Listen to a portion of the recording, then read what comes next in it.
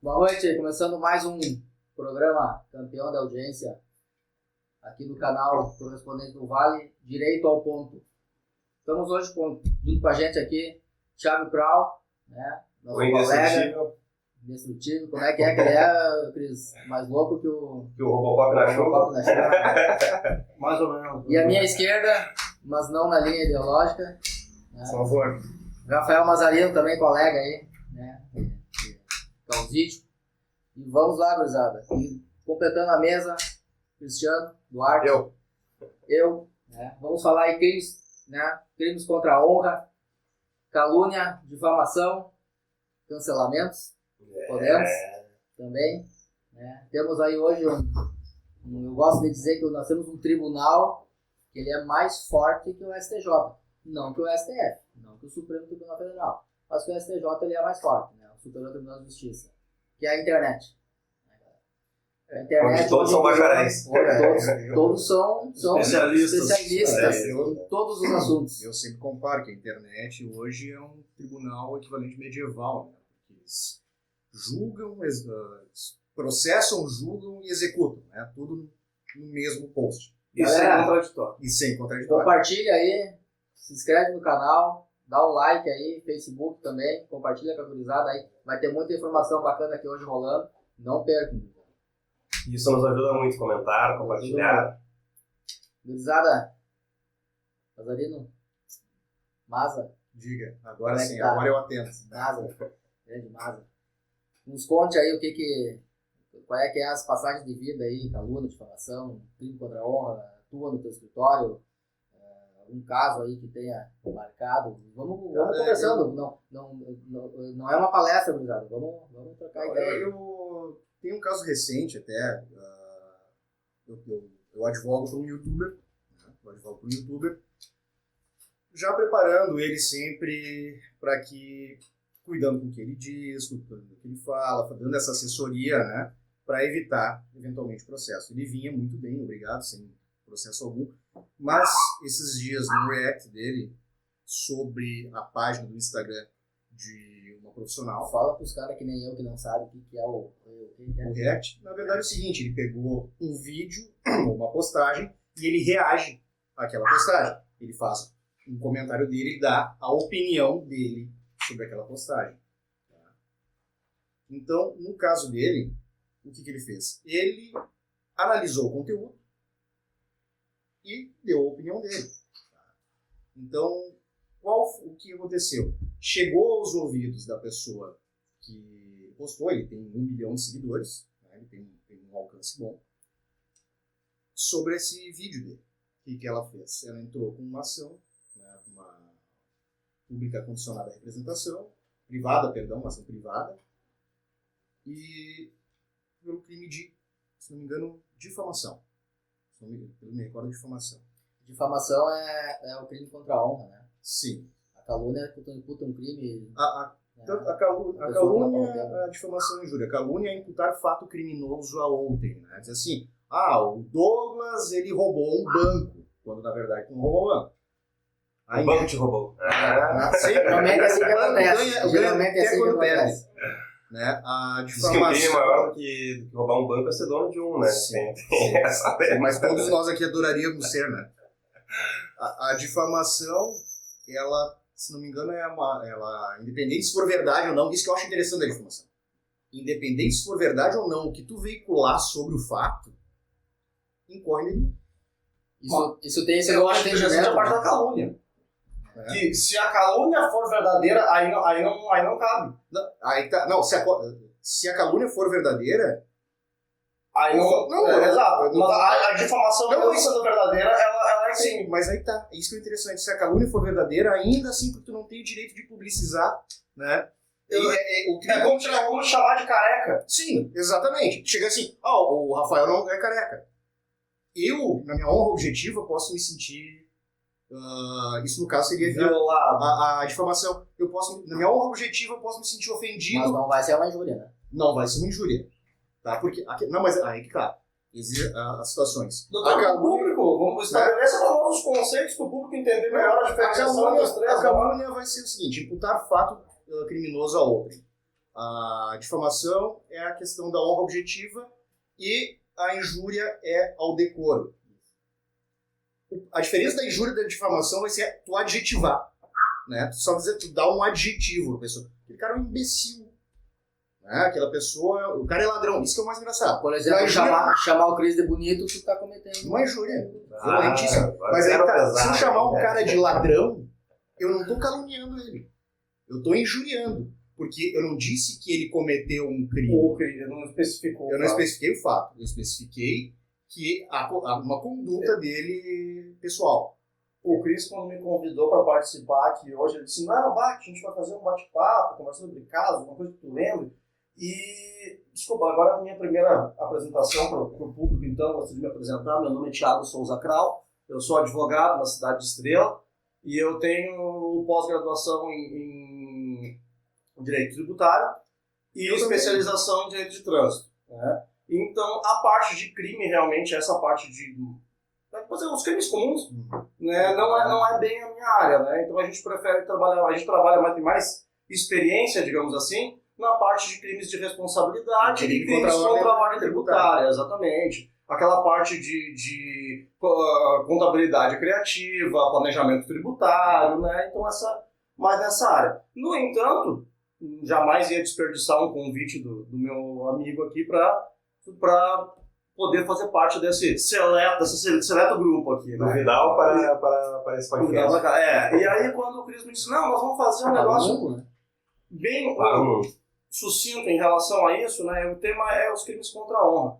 E eu lembrei de um caso que eu achei muito curioso na época da faculdade, quando que eu aprendi sobre essa história a exceção da verdade real, que se aplica ao crime na calúnia, né? Sim. Quando é verdade o crime cometido, aí não cabe reparação. Na verdade, desculpa, eu te interrompo, por favor, doutor. Mas a exceção da verdade hoje, a aplicabilidade dela é só em favor do funcionário público, do servidor público.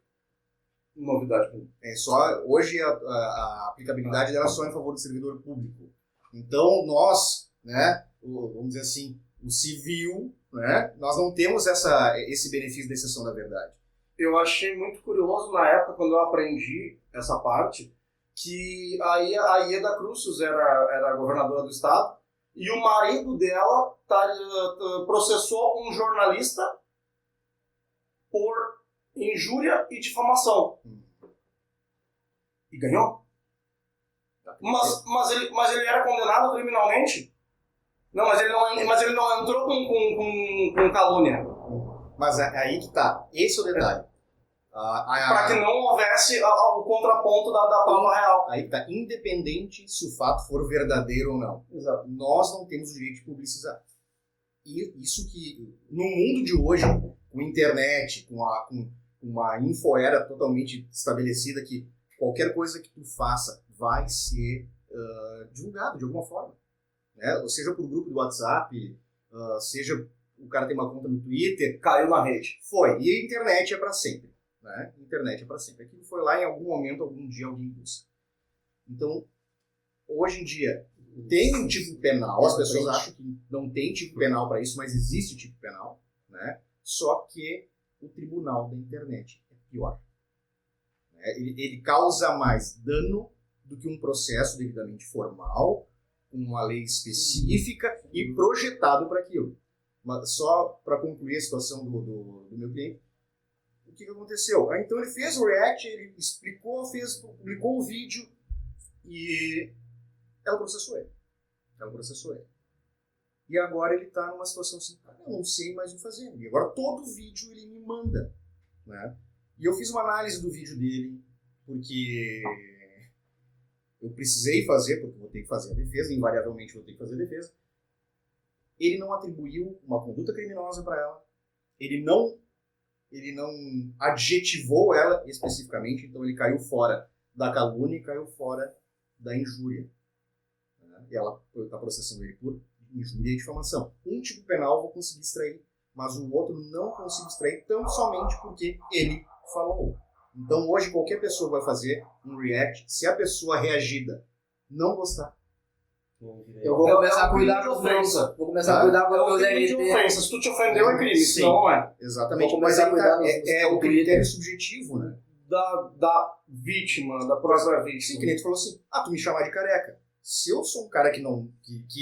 Que aquilo me agride, né? Como eu conheço amigos meus assim que não tiram o boné porque estão careca, eu posso dizer, olha, eu me senti mal, como tu falou, tu atingiu minha honra objetiva, aliás, minha honra Ou pra ele subjetiva. poderia dizer careca quem devia ser. Né? Não, mas todo esse reflexo no meu rosto aqui não me agride os olhos, né? Então, assim, isso poderia... Mas, como é uma honra subjetiva, óbvio, vai ter toda uma análise. Mas é aquela questão.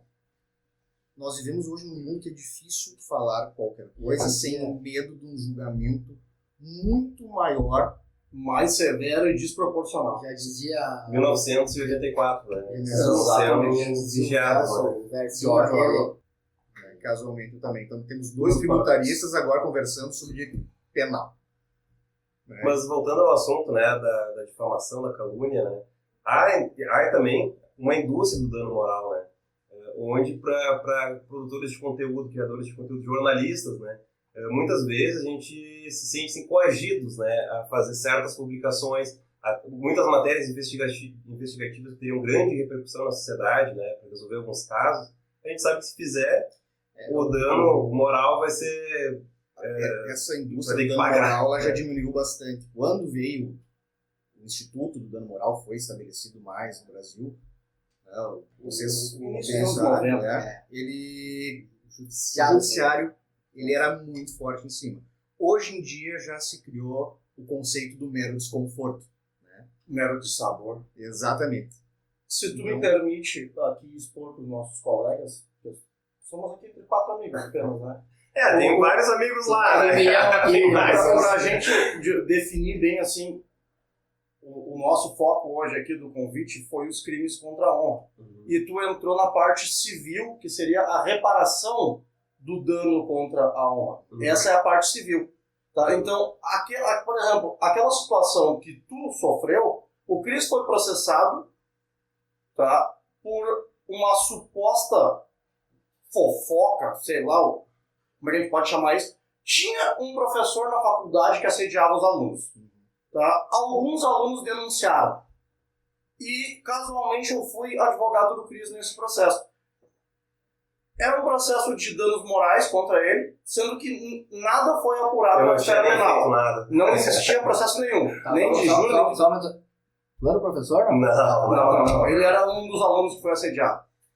E aí, na peça que tinha ali, o cara simplesmente ele meteu 50 e poucos processos em separado. Não era todo mundo na mesma ação, só que ele usou a mesma peça. Ou seja, o nome do Cristiano não constava em lugar nenhum. Absolutamente inepta. Não tinha o nome dele, não tinha nada não ele. processou o requisito básico. Não. E ainda assim estava dando andamento no processo. E, inclusive, quando eu entrei no processo, já tinha vários despachos do juiz dizendo pro cara assim, esclarece qual é que é a situação aqui, porque eu tô vendo que tu fez a mesma coisa com todo mundo e tu não especifica quem é quem nessas histórias. Aí nós juntamos um belo dossiê, aonde... Ele lidou com um repórter, né, cara? Fui atrás de muitas provas. Juntamos um rico de um dossiê e anexamos nos autos. E pedimos inversão do dano moral. Exatamente. Que seria o pedido contraposto, né? E eu, com o bom coração, estava ganhando a causa. Uma convenção, no caso. Desistir para não me incomodar. Por favor, o senhor tem razão. Não. Efetivamente é a mesma coisa. Então, a gente fez a reconvenção e eu acho que quando ele se deparou com aquela quantidade robusta de provas, de tudo o que tinha ali, aí simplesmente o rapaz, o doutor me ligou lá um dia e disse, doutor, vamos deixar assim, né? Cada um abre mão das coisas. Mas por quê? Agora que tá ficando bom o negócio. Agora que tá ficando interessante, mas daí o Cris, como é um cara de muito bom senso e um rapaz muito generoso, disse, esquece essa gente aí, vamos tocar. Mas Thiago, se me permite chamar de Thiago. Poderia ter feito um processo por calúnia. Não, doutor não. Pelo amor de Deus, não precisamos. Mas assim, aí tu falou, foi no ponto nevrálgico. Bom senso. Se é o que não existe na internet. Não. O discernimento, o bom senso, isso acabou. Infelizmente acabou. No caso desse meu cliente ali, vou botar entre aspas e bem aspas, que eu não concordo com o processamento dela. Se ela tivesse um mínimo de bom senso, ela entenderia que ela efetivamente falou o que ela falou. Né? E poderia muito bem ser entendido como ele entendeu, muita gente entendeu. Mas faltou bom senso por quê? Ele reagiu de uma coisa que ela produziu, que não pegou bem. Se não fizesse reação, que não fosse se expor. Exatamente. Mas eu particularmente tenho uma visão da internet, assim, das redes sociais em si, muito particular minha, mas que eu acho que a analogia cabe nesse sentido. Para mim, a rede social é como um bar. Tu tá aqui, sentado no balcão, com o teu copinho. Tem um monte de gente passando. Tem mulher que passa de biquíni. Tudo bem. Tem gente que tá dançando ali. Tudo bem. Mas tu tá fazendo tudo no meio de todo mundo para chamar a atenção. Aí quando tu tem a atenção e tem a interação, tu quer regular o que os outros acham, o que os outros pensam, o que os outros podem achar de ti. Ah não, mas não era isso que eu queria demonstrar. Então, mas tu entra aqui no bar, sobe em cima da cadeira, conta uma piada e tu não queria reação? Mas é a falta de discernimento. É que na verdade essa parte aí tu vai chegar naquela situação que nós falávamos no começo, né? A pessoa, eu posto, mas tu tem que entender aquilo que eu quero que tu entenda. Por mais subjetivo que seja. Por mais subjetivo que seja. Não interessa aquilo que tu tá entendendo, tem que ser o que eu quero que tu entenda. Mas aí o Douglas entra, como eu tô muito focado aí agora vai pra calúnia, da pra difamação, aí tu entra tudo na esfera dos crimes contra a honra. Mas como eu tô muito focado nessas coisas da internet agora por causa desse meu cliente, ele mesmo conversando comigo, assim, agora tudo que eu escrever, né, e muitos outros postam, é assim, ele escreve uma frase e bota entre parênteses, ironia, escreve não sei o que, risos. Então a pessoa, além de escrever e por usar todo o português e a entonação, ele tem que agora dizer que ele está rindo ou que é ironia para não configurar um entendimento contrário do que ele quer dizer. As pessoas não compreendem mais figura de linguagem, as pessoas não estudam mais português. Porque o português está sendo completamente assassinado. O país está sendo assassinado. Ninguém mais quer falar corretamente. A pessoa que fala corretamente hoje é tido como entojado. Não, nem isso. Tu é um careta, tu é um cara... O que tu quer falar desse jeito aí? Eu fui criticado porque eu fiz uma postagem no... Não lembro qual é que foi das redes sociais, foi Twitter, foi Instagram. O cara embaixo botou assim, o que tu tá escrevendo? Eu escrevi o português correto, como tem que ser... Uma vez me chamaram de pedante, eu agradeci pelo elogio. Perfeito. Pra mim isso é um elogio. O nível que chegou, né? Mas aí tá, é o julgamento. É o julgamento. Esse meu amigo, ele é... Não, é um julgamento, assim, é massacrante. E tu não tinha o caso esse que tu falasse ó, vou falar agora correto, vamos chamar lá em casa de careta. Né? O que tu tá falando? Quer falar importante? Quer falar bonito? Tu tinha um caso de calúnia de difamação, não era? Você falando do sapateiro, não? Ah, sim. Um grande... Esse caso, assim, até agora que a gente tá aqui nesse meio com câmeras e tal, eu tenho que cuidar como é que eu vou falar, porque eu tenho que... Não é para expor ninguém, não. Mas é que eu tenho que... Como é que eu vou contar o passo a passo do que aconteceu sem usar as palavras que justificaram Vai falando sem pensar que eu vou te cortando. Vai falando, botar aquele botãozinho e dá o pip, né? Aí eu aperto o choque aqui embaixo, daí pelo amor de Deus. Aí, então, o cara dizendo assim, né? Teve... esse foi um dos episódios. Que entrou um senhor lá no estabelecimento do meu cliente. Ele era sapateiro, né? Era sapateiro. E aí entrou no estabelecimento lá e pediu pra consertar uma guaiaca. E o cara falou assim, beleza, tem conserto. Tem a plaquinha na parede lá, depois de, sei lá, 90 dias, uma coisa assim.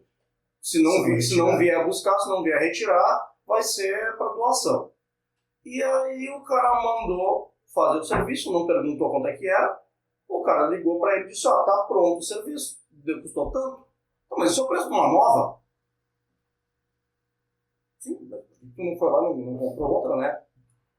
Não, eu não quero saber disso aí. Eu não vou pagar tudo isso. Tá bom, então. Passou o prazo, foi para doação. Questão de umas 2 semanas depois do prazo, apareceu o senhor lá e disse que queria ganhar. Já foi, não tem mais o que fazer.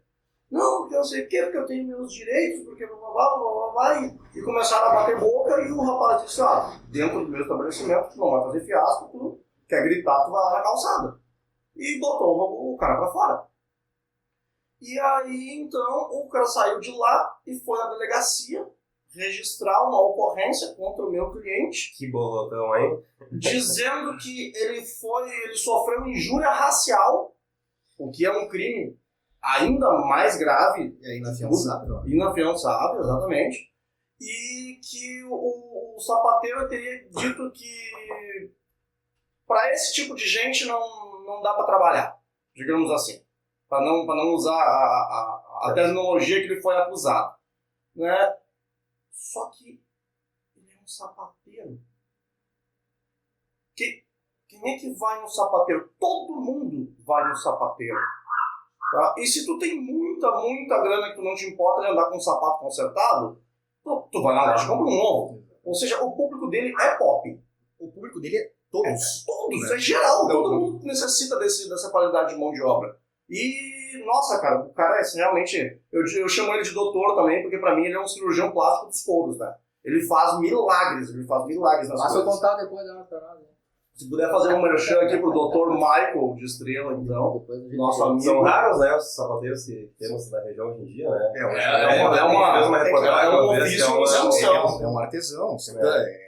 Que nem tem um alfaiate. Ali no centro tem um que se tu vai hoje, tu só busca daqui 3, 4 meses. Aí, então, já presumidamente a situação do cara pela atividade dele, tu já imagina que ele não fez curso superior de sapataria.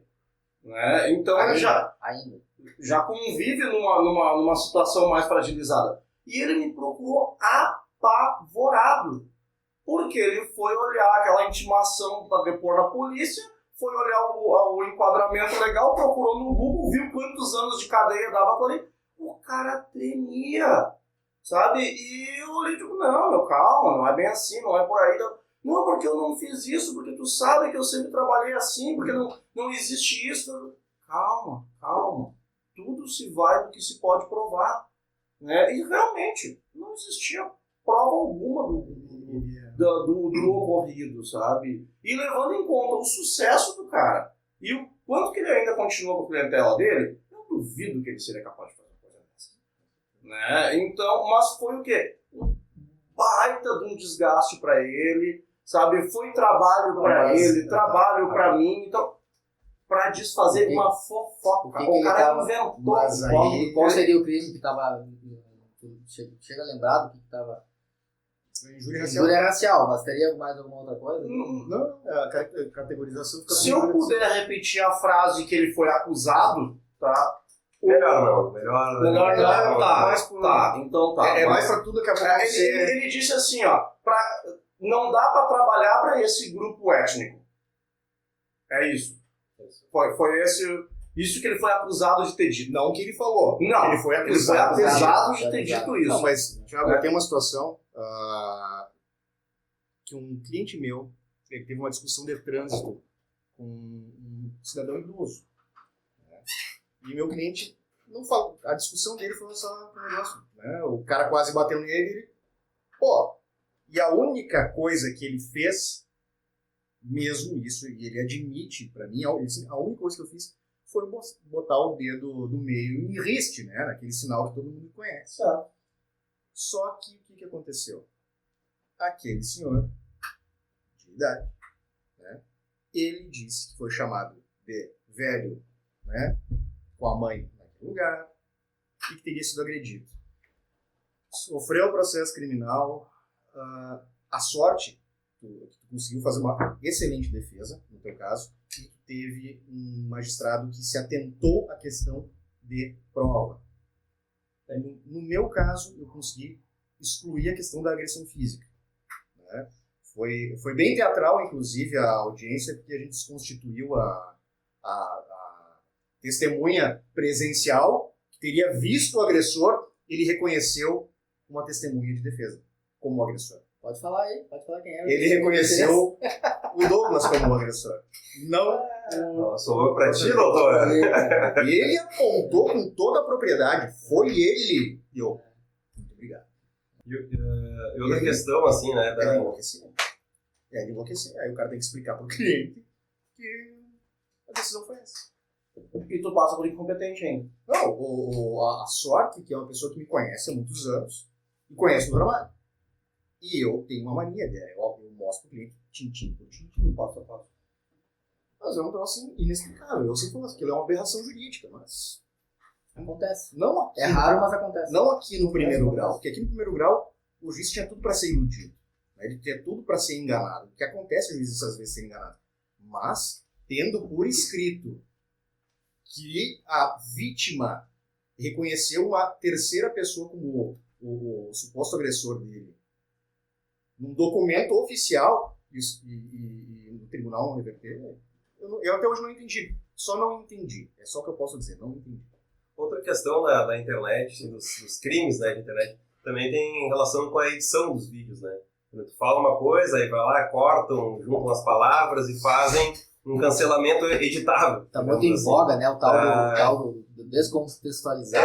E aí muitas pessoas vão lá e te cancelam, sendo que não é nem o fato em si, né? Porque foi editado, né? Como proceder nesses casos, né? Porque as pessoas que estão te xingando, elas não têm culpa, na verdade, né? Elas estão ali naquela onda de... nada. O tribunal da internet não tem segunda instância.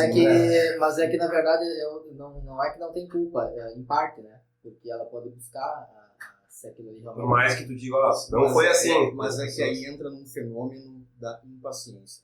Qual que é o fenômeno da impaciência? Vocês repararam que voltam para o aspecto da internet porque cada vez os vídeos são mais curtos, porque a geração não quer mais assistir um vídeo longo para se inteirar do que efetivamente está acontecendo, porque o que vende é a manchete. Ninguém mais quer fundamento, ninguém mais quer aula, ninguém mais... E Humberto Eco, né? A internet deu voz aos idiotas, né? Não, é que tem pessoas assim, como é que eu vou te dizer, não tem tanta consciência cultural e política quanto outros, né? E aí o que acontece? O que vende é a manchete, não é a notícia em si. Porque muita gente não quer ler a notícia, quer ler a manchete. Então, é o que eu falo assim, se cai um saco de farinha no mercado e alguém vai botar a manchete assim, explode o pó no supermercado tal. A manchetes apelativas. Exatamente, o que vende é a manchete. Então, isso que tu falou sobre dar voz aos idiotas. O Olavo de Carvalho foi preciso naquilo que ele disse. E eu acho muito legal tu ler hoje aquilo que ele dizia naquela época quando não existia tecnologia, né? E aí no Imbecil Coletivo, acho que foi a segunda edição, que eu acho que é de 94, se eu não me engano, ele disse: a verdadeira democracia só vai acontecer no futuro quando a tecnologia nos permitir que cada um de nós tenha seu próprio canal de televisão. O que é o YouTube? O cara previu a criação do YouTube. E aí ele disse: essa livre circulação de informação e de opiniões vai se fundamentar a verdadeira democracia. E tanto é que deu voz a um monte de idiota, e que tu vê que tem um monte de idiota por aí com seguidores de idiotas. Mas não é uma maioria, graças a Deus. Mas hoje não é tão livre assim também. Aí por quê? Porque não pode ter democracia. Mas porque está... Tu não pode dar essa liberdade, senão já se cria um crime de opinião. A democracia só é... A democracia só é quando tu fala o que eu quero ouvir. Hoje na internet é isso aí. Essa é a democracia. Hoje é a democracia que existe. E aí qualquer coisinha que o cara fala na qualquer lugar que seja, corre o risco de cair numa difamação. Sim, mas é que também tem um aspecto assim, a gente cai em certas armadilhas. Eu gosto da armadilha da democracia. Mas é que a gente cai em certas armadilhas, como eu e tu fizemos um comentário antes ali do aspecto biológico e antropológico. Eu não tenho formação em antropologia nem biologia, mas a gente lê certas coisas que a gente acaba veiculando, que são coisas que a gente fica carregando. Então, a gente pode daqui a pouco falar uma tremenda bobagem sobre um aspecto, né? E aquilo tomar uma dimensão. Então, ele falou assim, a questão do idiota, mas eu vejo muito a questão do despreparo. Né? A pessoa que ela recebeu uma notícia pela metade, ou uma notícia falsa, que muito ocorre, aí ela dá continuidade para aquilo, e aquilo vira uma bola de neve e se perpetua. E não tem a própria preguiça de quem tá lendo. Eu ia dizer, não tem paciência para ler. Não abre, não lê. Amigo aí do outro lado, como é que tá? Tem paciência ou não tem paciência? Coloca aí embaixo. É por isso que eu falei, Tem, os vídeos hoje estão cada vez mais curtos, exatamente porque as pessoas não têm... Antes eram vídeos 15 minutos, 20 minutos, agora passou para 5, 3, 1 minuto e meio. Porque as pessoas querem a informação logo. É impossível passar uma informação completa em 1 minuto e meio. Impossível. Eu estava falando sobre essa parte da democracia, que, mais uma vez, também isso eu aprendi com o professor Olavo, que a definição da democracia é uma coisa e o que as pessoas entendem por democracia é totalmente outra. Né? Então, as pessoas acham que democracia é 50% mais 1. Isso é a maioria... Não, peraí, mas se isso é democracia, então a gente vai ter que rever todas as questões, os aspectos do Congresso, sobre maioria simples, maioria absoluta, maioria qualificada. Então isso não é democracia? Não, peraí, não se trata disso. A democracia toda se baseia na liberdade de expressão. Porque um indivíduo sozinho, aqui talvez, só eu e a minha ideia que eu tive agora, ter a liberdade de expor ela para vocês e daqui um pouco, num lapso, vocês três olharem e dizer: olha, realmente, eu nunca tinha pensado por esse lado, eu acho que ele tem razão. Ou seja, eu converti 3 ao meu redor e a partir de agora eu não sou mais um sozinho. Então, ter essa liberdade de interagir e poder converter a ideia do próximo é o grande brilho da democracia. Por que a gente vive falando de democracia para defender minorias? Porque elas têm voz. Elas têm vozes e de alguma forma elas representam alguma coisa. E essa é a questão, é tu dar voz para todos. Mas ele é um idiota, continua sendo um idiota, não tem problema nenhum. Mas ele tem que ter a voz dele, ele tem que falar. Mas aí que tá, o ponto primordial que eu vejo da democracia... Por mais que te ofenda. Exato. É tu ter a tua ideia, a tua opinião, e tu aceitar que eu tenho a minha. Isso é nós vivemos uma democracia. Nós precisamos concordar. Não, vocês podem concordar que discordam. Exatamente. E defenda até a morte o teu direito de continuar falando, mesmo que discorde. É que as pessoas agora, têm que entender... O que nós vemos hoje em dia no país, principalmente agora que está esse turbilhão aí, é que a democracia é tida como aquilo que eu penso e tu tem que pensar que nem eu. A unanimidade é sempre burra. Exato. Nelson Rodrigues. Não, é que eu sempre falo assim, é que a história da opinião informada só não muda de opinião quem não tem opinião. Né? Tu tem todo o direito de mudar de opinião. Tu pode pensar... Só os idiotas têm certeza de tudo. Exato. É Madruga. Só que assim, falasse muito liberdade, e o que eu sempre penso, que a liberdade, ela não é só um direito teu, ela é um privilégio. A gente tem o privilégio de ter liberdade. Porque a gente vive num estado que ainda nos permite nos manifestar. Tem países que a liberdade é uma concessão do Estado. Não precisa nem pedir desculpa. Não. É que tem países que se tem falar alguma coisa... Tem países que tu não pode falar mal. Brasil. Nós estamos chegando... Tem países que tu não pode falar mal. Nós estamos aqui pisando em ovos para contar um caso de um processo que é público, que está lá, é só tu digitar o nome da pessoa, aparece o número, aparece todas as peças do processo, tudo o que foi dito, mas eu não posso falar isso aqui. Exato. Eu não posso usar as palavras que foram usadas no processo. Não sou eu que estou dizendo, está escrito lá, eu estou narrando para vocês. Exatamente não pode por causa falar. do reflexo. Não a pode gente falar. fica por causa do reflexo do que pode vir. Tem um país que hoje está em guerra, né? Um país que hoje está em guerra, que invadiu outro país, tu não pode falar nada do governo.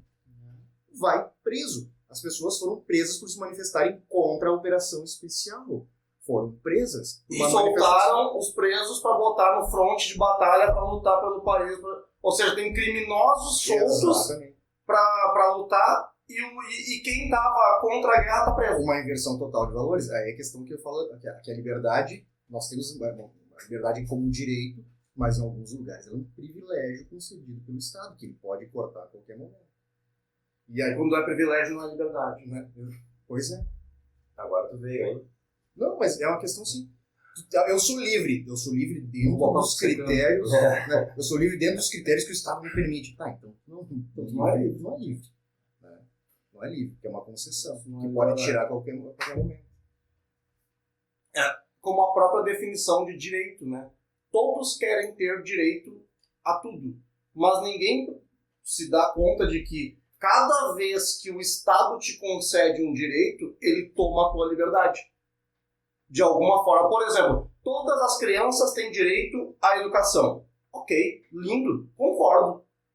Acho que tem que ser assim mesmo. Tá, mas alguém me avisou que é do meu bolso que vai sair para financiar isso aí? Porque se todas elas têm direito, todos nós temos a obrigação de sustentar isso. Mas aí... Então, cada vez que alguém vem dizer que tu tem direito a alguma coisa, tá tomando a tua liberdade. É melhor não dizer nada.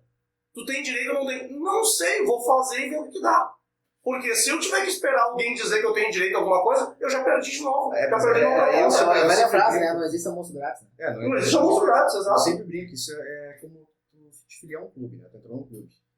Agora a educação é o maior investimento de todos. O clube vai ter regras de mensalidade. Continue, vai entrar num clube, vai ter uma regra e vai ter uma mensalidade.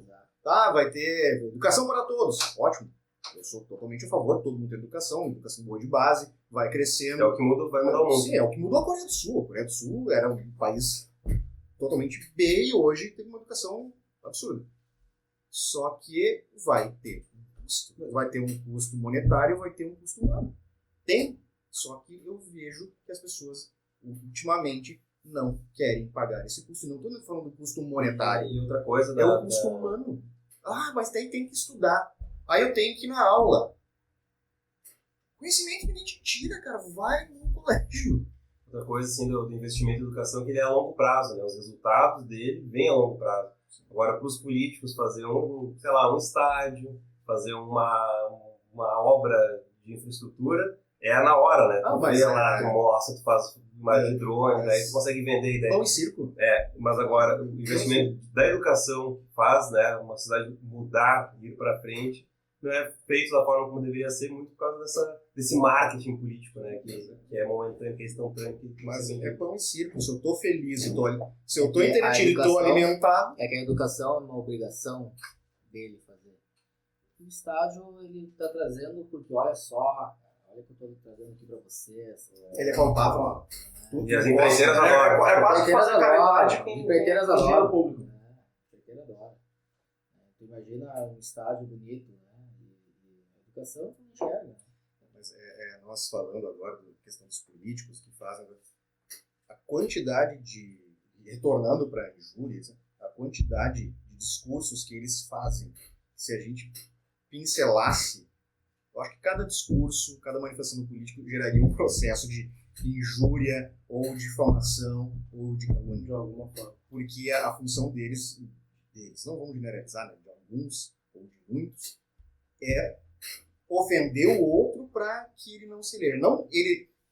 Ele não precisa, a conduta dele assim, eu não preciso provar que eu estou certo, desde que eu prove que ele está errado.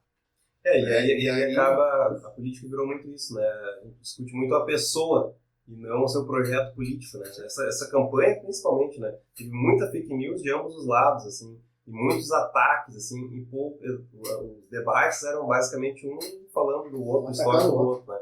Tinha muito pouco Stalin, debate sobre os projetos. Né? Stalin, para mim, foi um dos maiores estrategistas da história até hoje, porque por mais asqueroso que seja a figura dele, e por mais que ele matou milhares e milhares de pessoas das formas mais cruéis possíveis, tudo o que ele escreveu, ele executou.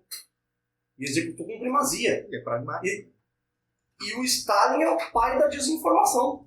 Ele só alçou a comandante das tropas vermelhas depois da batalha de Stalingrado, porque ele era um péssimo general. Ele ia para a batalha, ele perdia, só que ele mandava reportar na capital que eles tinham ganhado.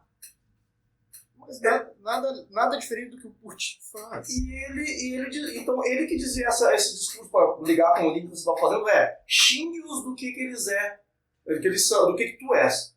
Acuse-os do que tu faz. Essa era a forma de manobra dele. Era exatamente o espelho dele mesmo. Ele se referia aos outros como ele. Ele reconhecia todos os crimes dele, reconhecia tudo para todo mundo, mas apontando o dedo. Então é isso que está acontecendo hoje. As pessoas tentam, porque não sei o que, isso é fascista. Mas não tem o conceito. Isso que eu acho interessante isso. Eles te xingam de fascista, ou chamam alguém de fascista, ou de nazista, ou de socialista, não importa. Ista e ismo, para mim, são coisas complicadas. Mas eles não sabem o conceito. Principalmente o romantismo, né? Sim, esse é o pior. Porque esse Qual? que pega. Romantismo. Invariavelmente ele vai chegar. Istaísmo são complicados. Porque assim, eles não sabem o conceito. Eles não sabem o conceito, mas eles te xingam igual. E hoje eu tô fora de qualquer rede social, não tenho mais Instagram, não tenho Facebook, porque eu não suportava mais ver discussão de cientista político de achismo. Achismo sobre os ismos. Sabe? É um troço assim que eu ficava... Mas tio, o cara não sabe o que tá falando. Ele não usou a ferramenta mais básica que tem, que era assim, Google, o conceito de tal coisa. Não quer saber. O negócio é empurrar. E eu vou dizer assim que eu entrei numa fria dessa um dia sobre um caso que aconteceu em Santa Catarina com uma moça. E eu botei, foi minha última publicação, eu acho, no Facebook. Botei aquilo e um amigo, colega e amigo, me chamou a atenção. Ele assim, não é assim, eu tive acesso, né, à íntegra dos autos, porque eu estava dizendo que aquele conceito que teriam colocado seria uma coisa absurda, né? Eu sou muito focado no conceito Então foi absurdo que foi derrubado. E aí eu fui ler o processo, eu consegui acesso ao processo e eu li, peraí, não é o que está sendo publicizado, só que a gente compra a manchete, aí volta que a gente compra a manchete, né? A gente compra a manchete para depois ler a notícia. Isso é o que mais acontece na internet. As pessoas não se aprofundam no assunto, te atacam, né? Não importa se tem família, não, se tem uma história de vida. Não importa. Daquela do estupro. Sim. O caso Mariana. Culposo.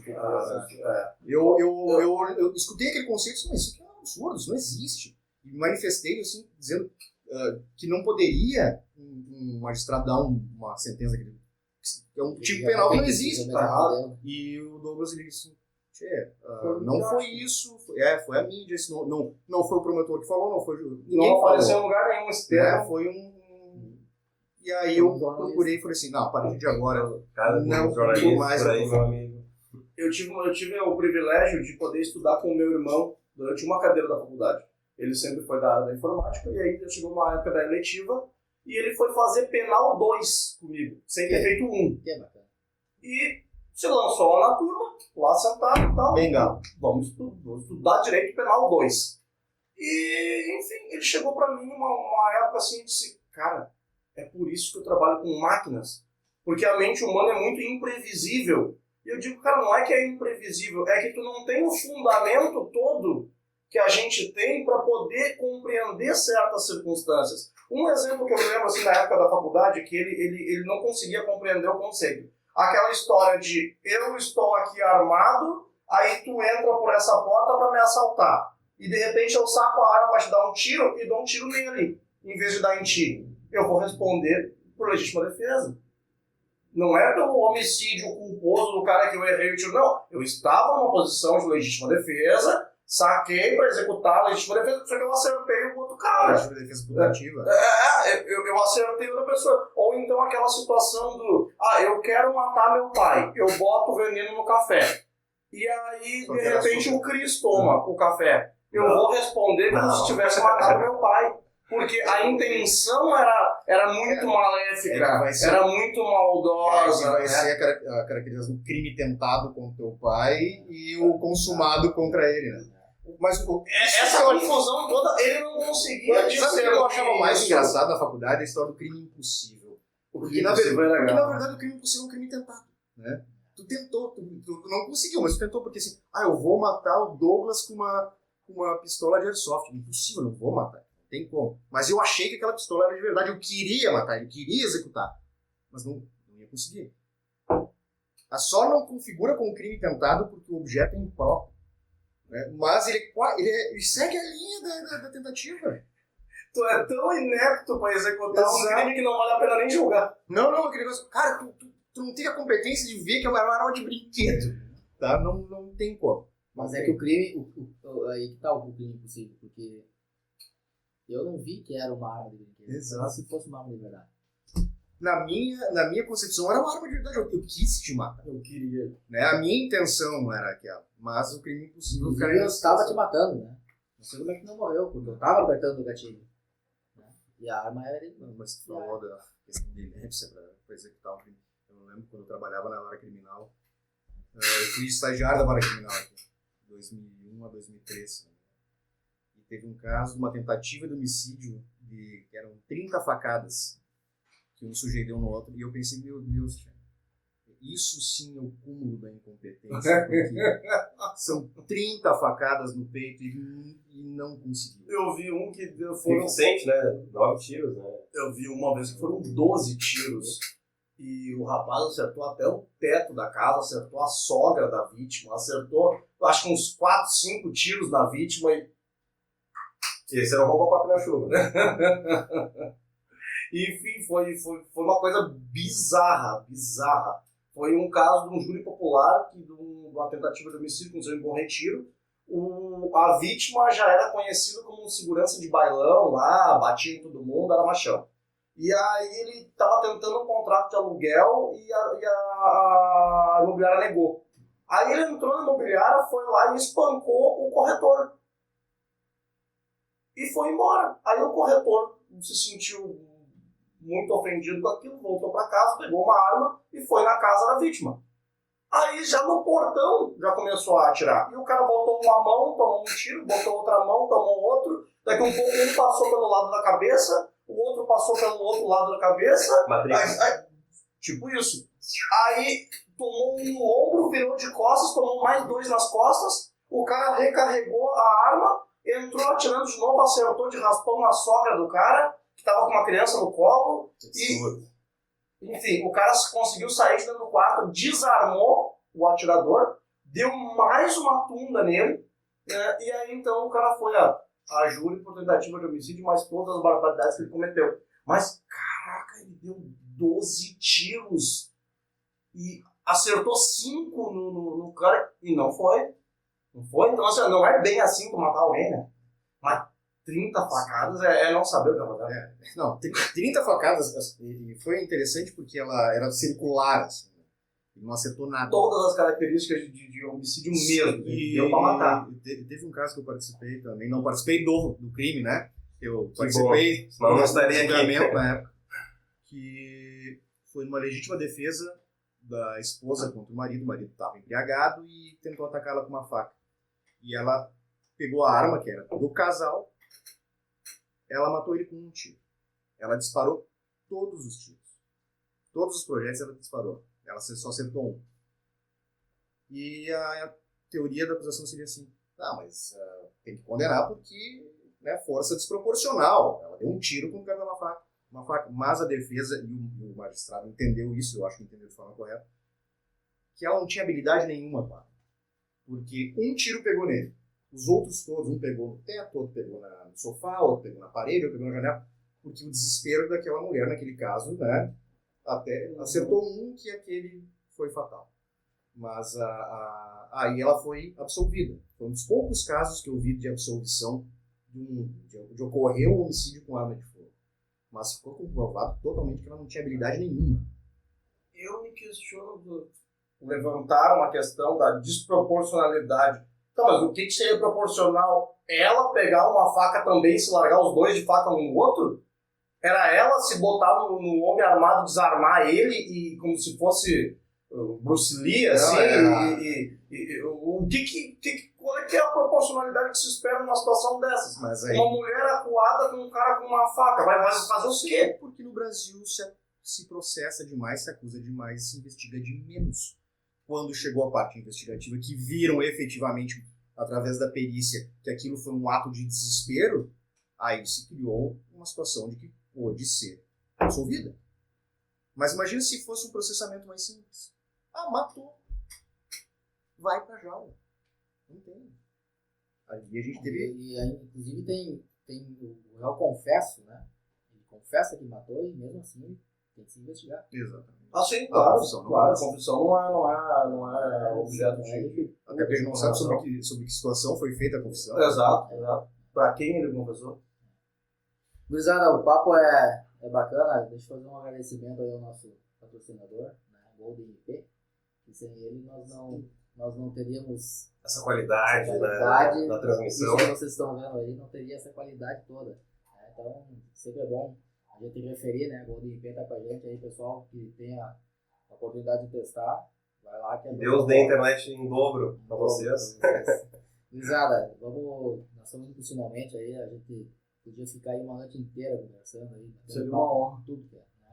Eu já vi uma coisa, deixar eu e o Thiago conversar, nós vamos conversar até amanhã. A gente pode conversar depois no offline, a gente pode se expressar com mais liberdade. Vamos para as considerações finais aí, nós temos mais uns minutos aí para encerrar o nosso bate-papo aí, nosso podcast. Direito ao ponto. Thiago, o que nós podemos ter um convívio maior aí numa próxima? Mas com certeza, conte comigo.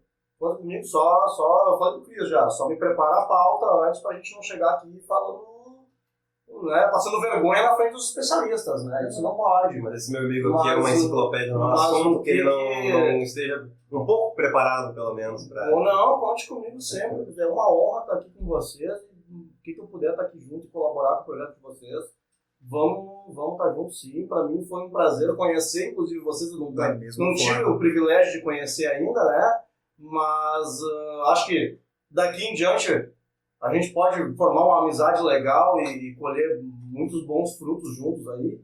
E, cara, eu gostei muito da ideia do projeto, gostei muito do nome do podcast aqui e... Mandei bem, né? Agora ficou legal. Não é todo dia que a gente fala Acho que os convidados são os amigos. Depois eu te acerto o Pix, que eu falei pra ti. Eu aceito em... Eu não tô ganhando nada aqui. Eu tive que pagar pra estar aqui, né? Eu tive que pagar pra estar aqui. Eu só falei, se não tiver café, eu não vou. Né? Eu ainda pedi, navegaremos por mares de cerveja. Ele disse, não tem mais cerveja. Tá. Tem algum recado pra mandar pros caluniadores, pros difamadores desse país? Cuidado. Tem. Caluniadores, difamadores e demais pessoas que atacam a honra dos outros, aí meu telefone é 3712-1957. Muito bom, hein? Muito bom. Mas um recado aí para os caluniadores, difamadores desse país. Injuriadores, difamadores. Lembrando que a palavra tem poder. E tem consequências. Exatamente. Tenha um bom senso. Né? Tenha um discernimento. Porque o que tu falares hoje em dia vai ter consequências, vai te ser cobrado. Simples assim. Tu não tem o direito de falar o que tu quiser com uma pessoa. Show de bola, gurizada. Então, chegamos ao fim desse bate-papo aí, se nós podíamos ficar aí o tempo inteiro aí, eu acho que coisa boa. Né? Foi uma honra. Um papo bacana, construtivo. Gurizada aí de casa, né? Curte, compartilha, vem com a gente. Tem dúvidas alguma Mande coisa? estrelas aí para apoiar o projeto aí no Facebook. Pedimos desculpas de eventuais... Coloquem aí embaixo. Acho que uma coisa que vale a pena ressaltar isso aí. é que a própria Polícia Civil, né, ela já tem um setor específico que investiga crimes cibernéticos. Né? Então, para que esses criminosos aí que atacam, que falam, que acham que não tem consequências, a Polícia Civil investiga, né, esses casos. Precisamos saber que não é terra sem lei. Né? Não é terra sem lei. Não, e desde o advento da lei da Carolina Dickmann, mudou bastante o aspecto da internet, né, dos crimes na internet. Então, eu tenho focado bastante nisso, que é o futuro. É isso aí, meus amigos. Vamos lá. Isso aí. Até a próxima. Até a próxima. Muito obrigado. Como faria o Miguel Falabella.